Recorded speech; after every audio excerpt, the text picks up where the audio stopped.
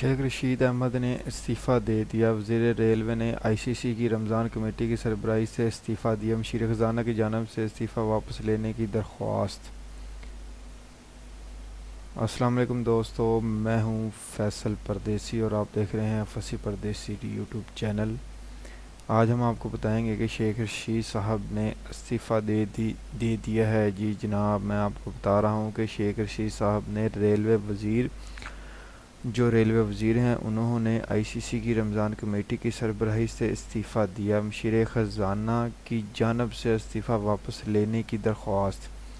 تفصیلات کے مطابق وزیر ریلوے شیخ رشید احمد نے استعفیٰ دے دی ہے۔ وزیر ریلوے شیخ رشید احمد کی جانب سے اعلان کیا گیا ہے کہ وہ وزارت خزانہ کے متحد کام کرنے والی آئی سی سی کی رمضان کمیٹی کی سربراہی سے مستعفی ہو رہے ہیں۔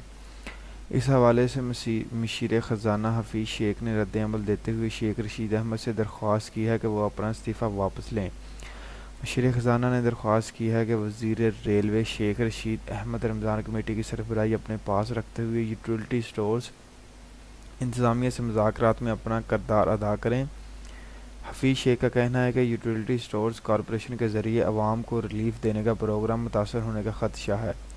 یوٹیلٹی سٹورز کارپوریشن کو شیخ رشید کے تحفظات دور کرنے کی ہدایت کی ہے۔